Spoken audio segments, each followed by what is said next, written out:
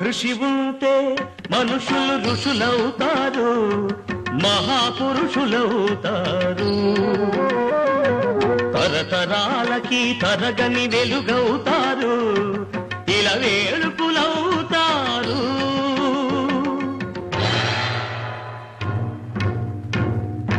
అడుగో అతడే వాల్మీకి, బ్రతుకు వేట అతనికి, అతి భయంకరుడు యమకింకరుడు అడవి జంతువుల పాలికి.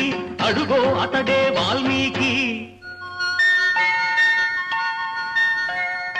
పాలపిట్టల జంట వలపు తేనెల పంట పండించుకొని పరవశించిపోయే వేళ,